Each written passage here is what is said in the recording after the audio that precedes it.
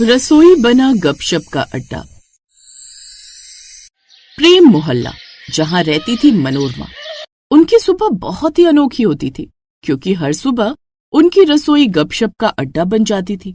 मोहल्ले में रहने वाली सुमन, माधुरी, रजनी और सुधा चारों अपनी अपनी रसोई का काम खत्म करके गपशप के लिए मनोरमा के घर आ जाती थी।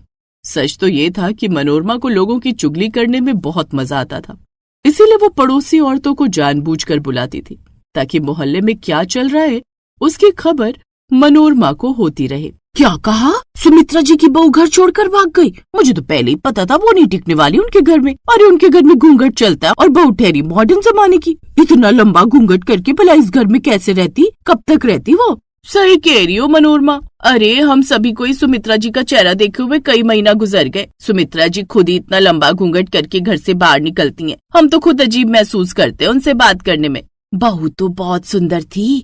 मैं छत पर कपड़े सुखाने गई थी तो छत पर व्यायाम करते हुए एक बार बहू का चेहरा देखा था। मुझे तो नमस्ते भी की थी उसने, फिर उसके बाद कभी दिखाई नहीं थी छत पर। मना कर दिया होगा सुमित्रा ने, वो भी कम तोड़ी है।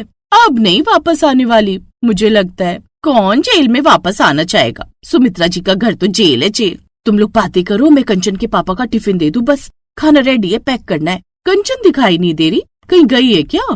वो उसकी सहेली का जन्मदिन है तो उदयपुर जाकर मना रहे हैं, वहीं गई है। चलो अच्छी बात है, बच्चे घूम फिर आते हैं, सही रहता है। वैसे भी सारा दिन कॉलेज में पढ़ाई करते करते दिमाग भी तो खराब हो जाता है। वही तो, इसीलिए मैंने बोला कि तू घूमा। अब मुझे तो इतना टाइम मिलता नहीं है। कंचन के पापा और सुमित दोनों ही नौकरी वाले हैं। सुमित भी ऑफिस से रात को देर से आता है। शनि इतवार की छुट्टी मिलती है तो वो अपने छुटपुट काम निपटा लेता है। मनोरमा, अब तुम भी सुमित के लिए कोई अच्छी लड़की ढूंढ लो। बहू आ जाएगी तो तुम्हें भी रसोई से छुट्टी मिल जाएगी।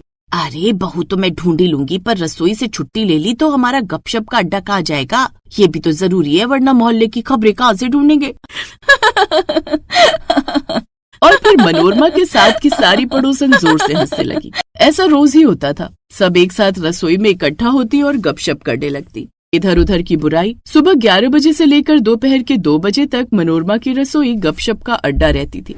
एक सुबह जब मनोरमा की रसोई में गपशप चल रही थी, तभी मनोरमा की नजर अपनी रसोई की खिड़की के बाहर एक औरत पर जाती है और फिर शुरू होता है चुगली का टॉपिक। कहाँ देख रही हो मनोरमा? सुलेखा नाम है उसका, कल ही मोहल्ले में किराए पर घर लिया है। सुना है थोड़ी कैरेक्टरलेस है।